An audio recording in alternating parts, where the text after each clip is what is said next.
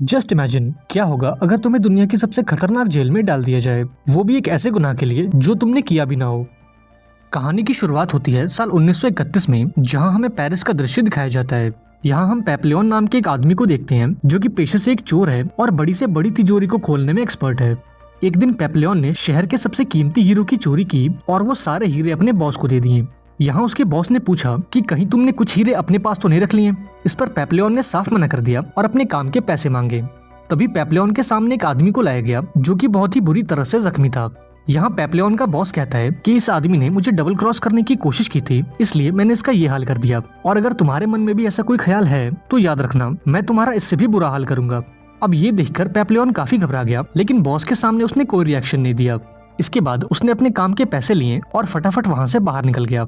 इसके बाद वो अपनी गर्लफ्रेंड नैनिटी से मिलने गया और उसे एक खूबसूरत नेकलेस गिफ्ट किया। साथ ही उसने अपनी गर्लफ्रेंड को कुछ हीरे दिखाए जो उसने अपने बॉस से चुरा लिए थे।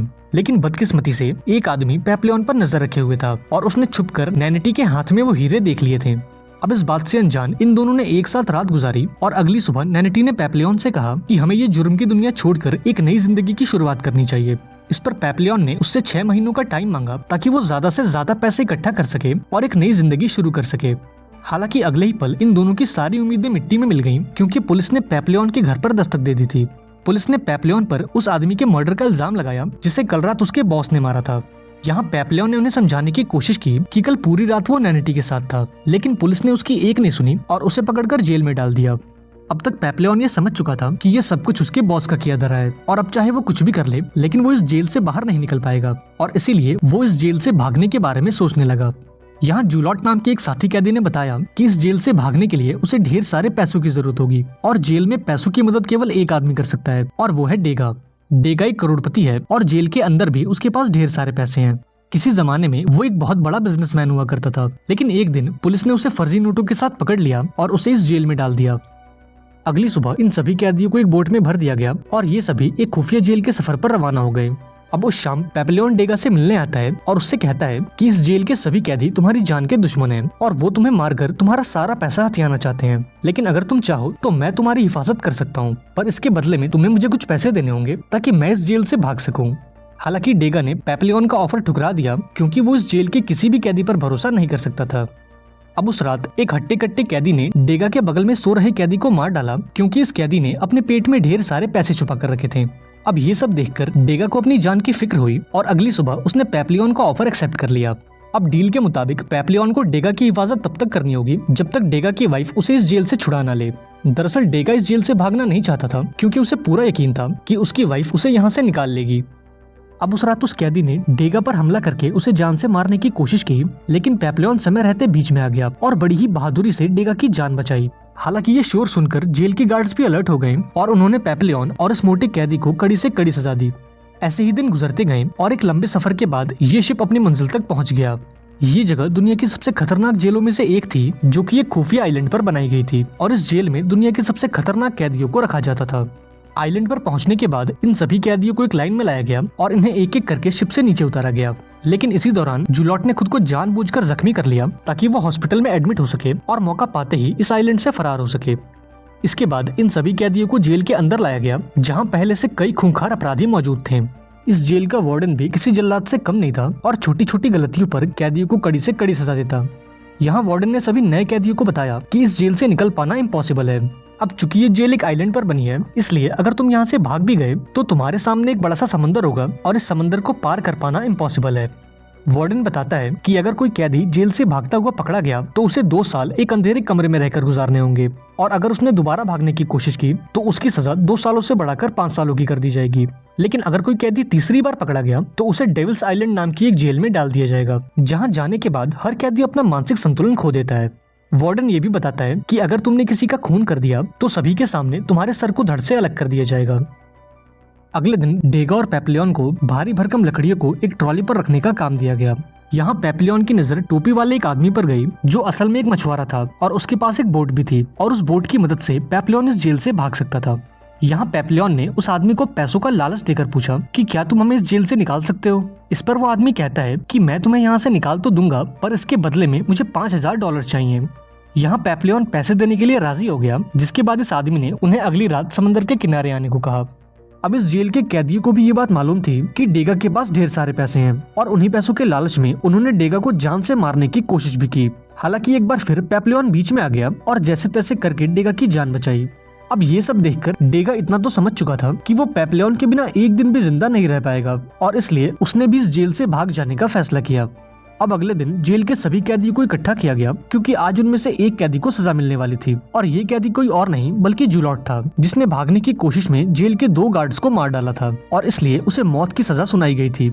इसके बाद जूलॉट को सबके सामने लाया गया और उसका सर काटकर उसे मौत के घाट उतार दिया गया। यहाँ वार्डन ने डेगा और पेप्लियन को हुक्म दिया कि वो जूलॉट की लाश को ले जाकर जंगल में दफना दें। इसके बाद इन दोनों ने जूलॉट की लाश उठाई और उसे दफनाने के लिए जंगल में ले गए, लेकिन इस दौरान डेगा के पैर में मोच आ गई जिसके चलते वो जमीन पर गिर गया। ये देखकर एक गार्ड ने डेगा को लाश दोबारा उठाने को कहा, लेकिन जब डेगा ने ऐसा नहीं किया तो इस गार्ड ने उस पर कई कोड़े बरसाए। अब ये सब देखकर पेप्लियन को काफी बुरा लगा, इसलिए उसने एक पत्थर उठाकर गार्ड के सर पर दे मारा और फटाफट वहाँ से भाग निकला। हालांकि डेगा भी उसके साथ आना चाहता था, लेकिन पैर में मोच के चलते वो हिल तक नहीं पा रहा था।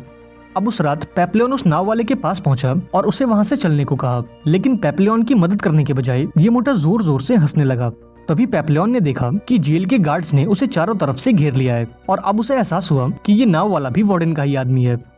इसके बाद पेप्लियन को दोबारा से उसी जेल में लाया गया जहां वार्डन ने उसे बताया कि जिस गार्ड को उसने मारा था खुशकिस्मती से उसकी जान बच गई है और इसलिए उसकी जान भी बख्श दी जाएगी, लेकिन जेल से भागने के जुर्म में उसे सेंट जोसेफ नाम के एक आइलैंड पर भेजा जाएगा जहां उसे 2 साल एक अंधेरे कमरे में रहकर गुजारने होंगे और वो भी बिना किसी आवाज के।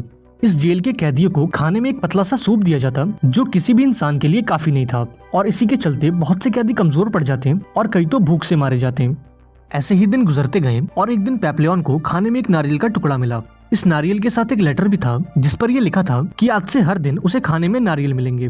पेप्लियन फौरन समझ गया कि ये सब कुछ डेगा ने किया है। उसने मन ही मन डेगा को थैंक्स बोला और फटाफट से वो नारियल खा लिया।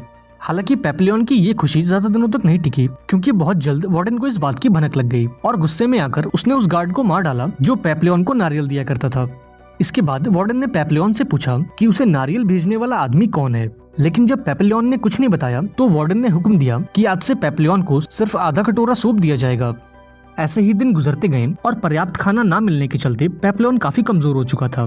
थोड़े दिनों बाद वार्डन दोबारा से उसके पास आया और नारियल भेजने वाले का नाम पूछा, लेकिन इस बार भी पेप्लियन ने उसे कुछ नहीं बताया। अब गुस्से में आकर वार्डन ने हुक्म दिया कि पेप्लियन अपनी बाकी की सजा एक अंधेरे कमरे में रहकर गुजारे। दिन गुजरते गए और देखते ही देखते पेप्लियन काफी कमजोर हो गया और तो और अब उसकी दिमागी हालत भी खराब होने लगी थी। इसलिए जेल के गार्ड्स ने उसे हॉस्पिटल में एडमिट किया ताकि डॉक्टर्स उसका इलाज कर सकें। खुशकिस्मती से डेगा भी जेल की उसी हॉस्पिटल में काम करता था जहां पेप्लियन को एडमिट किया गया था। पिछले 1 साल में डेगा ने वार्डन का भरोसा जीत लिया था, जिससे खुश होकर वार्डन ने उसे हॉस्पिटल में नौकरी दे दी थी। उस दिन जब डेगा पेप्लियन से मिलने पहुंचा तब उसे ये बात पता लगी कि असल में पेप्लियन पागल होने का नाटक कर रहा है ताकि उसे नॉर्मल जेल में डाल दिया जाए और वो एक बार फिर यहाँ से भागने की कोशिश कर सके। इसके बाद इन्होंने 2 और कैदियों के साथ जेल से भागने का प्लान बनाया और इन कैदियों के नाम थे सीलियर और मैचुरेट। इन दोनों को प्लान में शामिल किया गया था ताकि सीलियर एक बोर्ड का इंतजाम कर सके और मैचुरेट जेल के गार्ड्स का ध्यान बटा सके। सारी प्लानिंग के बाद इन्होंने संडे को यहाँ से भागने का फैसला किया क्योंकि संडे के दिन सभी कैदियों को फिल्म दिखाई जाती है और जेल की सिक्योरिटी भी काफी कम होती है। अब संडे के दिन जब सभी लोग फिल्म देखने में बिजी थे तब इन्होंने जेल से भागने का फैसला किया। हालांकि डेगा साथ आने से घबरा रहा था, लेकिन जब पेप्लियन ने उसे समझाया तो वो भी साथ आने के लिए राजी हो गया। इसके बाद वो जेल की कैंटीन में पहुंचा जहां उसने बड़ी ही चालाकी से शराब की बोतलों में बेहोशी की दवाई मिला दी और वो शराब जेल के गार्ड्स को पिला दिया। इधर दूसरी तरफ पेप्लियन और उसके साथी जेल के मेन गेट तक पहुंचे और वहां डेगा का इंतजार करने लगे क्योंकि गेट की चाबियां चुराना डेगा की जिम्मेदारी थी। तभी अचानक से वहां जोरदार बारिश होने लगी जिसके चलते जेल की बत्ती गुल हो गई और सभी गार्ड्स उठकर जेल के अंदर जाने लगे। लेकिन इसके बावजूद भी डेगा ने जैसे तैसे करके गेट की चाबियां चुरा ली और फौरन अपने साथियों के पास पहुंचा। इसके बाद ये चारों जेल से निकलकर बोट तक पहुंचे और अंधेरे का फायदा उठाकर समंदर में निकल गए। अब अगली सुबह इन चारों ने नोटिस किया कि ये अभी भी जेल से ज्यादा दूर नहीं आए थे। यहाँ सीलियर कहता है कि ये बोट काफी छोटी है और ये 4 लोगों को लेकर तेज रफ्तार से नहीं चल सकती और इतना कहते ही उसने मैचुरेट पर हमला कर दिया और उसे उठाकर समंदर में फेंक दिया। इसके बाद उसने डेगा को भी मारने की कोशिश की, लेकिन तभी पेप्लियन बीच में आ गया और इन दोनों के बीच हाथापाई शुरू हो गई। यहाँ सीलियर पेप्लियन पर भारी पड़ रहा था और वो किसी भी पल उसे मार सकता था, लेकिन लास्ट मोमेंट पर डेगा ने उसके पेट में चाकू मार दिया जिससे सीलियर की मौत हो गई। सीलियर के मरते ही उन्होंने सबसे पहले मैचुरेट को ऊपर खींचा और फिर इन तीनों ने मिलकर उसकी लाश को पानी में ढकेल दिया। ऐसे ही वक्त गुजरता गया और कुछ घंटों बाद इनका सामना एक खतरनाक तूफान से हुआ। ये तूफान इतना खतरनाक था कि देखते ही देखते चारों तरफ अंधेरा छा गया और तो और इनकी ये छोटी सी बोट भी पलट गई। अब अगली सुबह जब इनकी आंख खुली तो ये सभी एक कोलंबियन आइलैंड पर थे। दरअसल इस आइलैंड के लोगों ने इन्हें पानी में बहता हुआ देख लिया और इन सभी की जान बचाई। अब उस शाम पेपलियन डेगा के पास आया और उसे यहाँ से चलने को कहा, लेकिन डेगा ने साथ आने से मना कर दिया क्योंकि वो भाग भाग कर थक चुका था। इसके बाद पेपलियन ने मैचुरेट से भी पूछा, लेकिन उसने भी साथ आने से मना कर दिया क्योंकि इस आइलैंड की लड़कियों ने उसका मन मोह लिया था। अंत में पेपलियन ने अकेले ही आगे बढ़ने का फैसला किया और आइलैंड से बाहर आने लगा, लेकिन तभी उसकी नजर पुलिस की गाड़ियों पर पड़ी और वो फौरन समझ गया कि उस नन ने पुलिस को इनकी जानकारी दे दी थी। यहाँ पेपलियन भागता हुआ डेगा के पास आया और उसे वहाँ से ले जाने लगा, लेकिन बदकिस्मती से गार्ड्स ने इन दोनों को पकड़ लिया और मैचुरेट को गोली मारकर उसकी जान ले ली। इसके बाद इन दोनों को दोबारा से जेल में लाया गया, जहाँ पेपलियन को 5 साल एक अंधेरे कमरे में बिताने की सजा मिली, जबकि डेगा को डेविल्स आइलैंड पर भेज दिया गया क्योंकि उसने गार्ड्स की शराब में मिलावट की थी। अब 5 सालों बाद जब पेपलियन ने अपनी सजा पूरी कर ली तो उसे भी डेविल्स आइलैंड पर भेज दिया गया, जहाँ उसे अपनी बाकी की जिंदगी गुजारनी थी। पेपलियन जेल में पहुंचा और डेगा से 5 सालों बाद मिलकर उसे काफी खुशी हुई। अब उस शाम ये दोनों पहाड़ की चोटी पर गए, जहाँ पेपलियन की नजर पानी में तैरते हुए नारियल पर गई। ये देखकर उसके दिमाग में एक आइडिया आया और उसने डेगा से कहा कि अगर हम नारियल का इस्तेमाल करके एक नाव बना लें तो हम इस जेल से भाग सकते हैं। यहाँ डेगा ने साथ आने से तो मना कर दिया, पर वो पेपलियन की मदद के लिए राजी हो गया। इसके बाद इन दोनों ने ढेर सारे नारियल इकट्ठा किए और उसके इस्तेमाल से एक नाव बनाई। अब अगली सुबह ये दोनों दोबारा से उस पहाड़ की चोटी पर गए, जहाँ इन दोनों दोस्तों ने एक दूसरे को गले लगाया।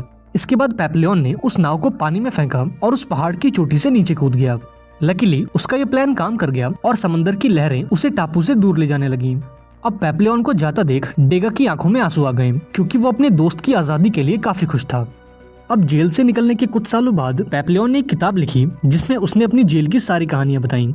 कहानी के अंत में हमने असली पेपलियन को देखा, जिसका असली नाम हेनरी था। और इसी के साथ ये शानदार मूवी यहाँ पर एंड हो गई। आई होप आपको ये कहानी पसंद आई होगी। अगर वीडियो अच्छी लगी हो तो इसे लाइक कर देना और चैनल को भी सब्सक्राइब कर लेना। मिलते हैं अगली वीडियो में, पर तब तक के लिए be safe and keep chilling.